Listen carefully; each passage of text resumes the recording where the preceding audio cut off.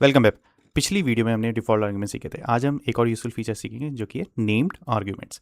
सोचो आप pizza shop में ऑर्डर दे रहे हो, शॉपकीपर पूछता है कौन सा फ्लेवर है, क्या साइज़ है, एक्स्ट्रा चीज़ डालनी नहीं डालनी। आप बोलते हो चीज़ है, फ्लेवर लार्ज है, size and extra cheese yes डालनी है। शॉपकीपर समझ जाएगा, लेकिन अगर बहुत सारे ऑप्शंस हो जाएं तो कन्फ्यूजन हो सकता है कि कौन सी वैल्यू किस चीज़ की है। प्रोग्रामिंग में भी बिल्कुल ऐसा ही होता है। इसी प्रॉब्लम को सॉल्व करने के लिए कॉटलिन में नेम्ड आर्ग्यूमेंट्स दिए गए। तो चलिए कोड में चलते हैं। तो मैंने एक मेक पिज़्ज़ा पुराना फंक्शन है, फ्लेवर्स में दिया है, साइज़ दिया, एक्स्ट्रा चीज़ दिया है, ठीक है। तीन चीज़ें दी, तीन पैरामीटर्स, फिर यहाँ पे हम प्रिंट कर रहे हैं। तो मैं जल्दी से फंक्शन को कॉल कर लेता हूँ, मेक पिज़्ज़ा। तो फ्लेवर दूंगा मैं चीज़, सिंपल है। साइज़ क्या है, लार्ज है, और ट्रू चीज़ डालनी है, ठीक है। तो इसको एक्स्ट्रा चीज़ चाहिए मुझे, ठीक है। तो अब मैं इसको प्रिंट कराता हूँ।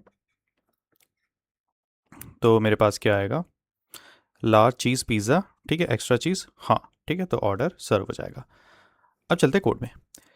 तो कोड बिल्कुल सही है, लेकिन अगर मैं सिर्फ ये लाइन देखूं, ये वाली, तो क्या तुरंत पता चल रहा है कि चीज़ किस लिए है, चीज़ किस लिए है, लार्ज किस लिए है, और ट्रू किस चीज़ के लिए है। इन तीनों पैरामीटर्स को देख के समझ आ रहा है मुझे कि चीज़ किस लिए है ना। क्लियर नहीं हो रहा है, ठीक है। तो जब पैरामीटर्स ज़्यादा हो जाते हैं तो कोड पढ़ना डिफ़िकल्ट हो जाता है। अगर कोई आपका कोड पढ़ेगा तो उसे ये फंक्शन कॉल्स पढ़ के समझ ही नहीं आएगा, ये चीज़ क्या है, लार्ज क्या है, ट्रू क्या है, ठीक है। तो यहीं पे आता है हमारा नेम्ड आर्ग्यूमेंट्स। तो अब हम क्या, अभी देखो बाय डिफ़ॉल्ट तो एंड्रॉयड स्टूडियो दिखा रहा है, तो हम क्या करेंगे, जो भी हम आर्ग्यूमेंट्स पास करें उनका हम नाम दे देंगे। फ्लेवर इक्वल्स टू हो गया चीज़, ठीक है। साइज़ इक्वल्स टू हो गया लार्ज, और एक्स्ट्रा चीज़ तो हमने नाम दे दिया उसको, एक्स्ट्रा चीज़ हो गया ट्रू, ठीक है। तो अब हमने क्या करा है, पैरामीटर्स को नेमिंग कर दिया। अब हर वैल्यू के साथ उस पैरामीटर का नाम भी लिखा हुआ है।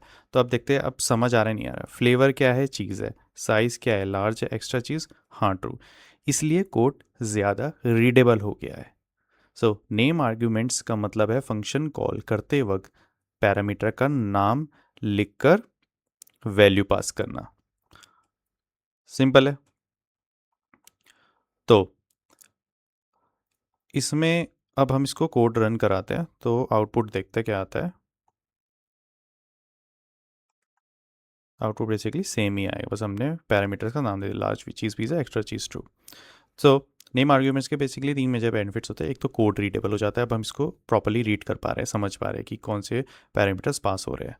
पैरामीटर का ऑर्डर चेंज कर सकते हैं। अब मैं क्या करता हूँ, मैं इसका ऑर्डर भी चेंज कर सकता हूँ। मुझे फ्लेवर यहाँ नहीं देना है, मुझे फ्लेवर यहाँ देना ही नहीं, मुझे फ्लेवर देना है, इसको हटा देता हूँ, मुझे फ्लेवर देना है तीसरा पैरामीटर, ठीक है। तो अगर मैं तीसरा पैरामीटर फ्लेवर दे देता हूँ तो देखो तब क्या आता है,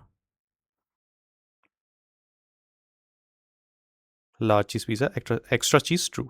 तो मतलब अगर आप पैरामीटर्स की पोजीशन भी चेंज करते हो तो कोई फ़र्क नहीं पड़ता, ठीक है। तो कॉटलिन से समझ आता है कि कौन सा पैरामीटर कहाँ पे इसको इंसर्ट करना है। डिफ़ॉल्ट आर्ग्यूमेंट्स के साथ बहुत अच्छा कॉम्बिनेशन बनता है इसका। आप डिफ़ॉल्ट आर्ग्यूमेंट्स के साथ भी इसको यूज़ कर सकते हैं। तो आज हमने नेम्ड आर्ग्यूमेंट सीखे, इनकी हेल्प से हम फंक्शन कॉल को ज़्यादा रीडेबल बना सकते हैं, पैरामीटर का ऑर्डर चेंज कर सकते हैं, और डिफ़ॉल्ट आर्ग्यूमेंट्स के साथ मिलाकर सिर्फ वही वैल्यूज़ पास कर सकते हैं जो हमें चेंज करनी है। अगली वीडियो हम कॉटलिन के बहुत इंपॉर्टेंट कॉन्सेप्ट नल सेफ्टी को सीखेंगे, जो कॉटलिन को जावा से अलग और ज़्यादा सेफ बनाता है। तो आज के लिए बस इतना ही। थैंक यू, मिलते हैं अगली वीडियोज़ में।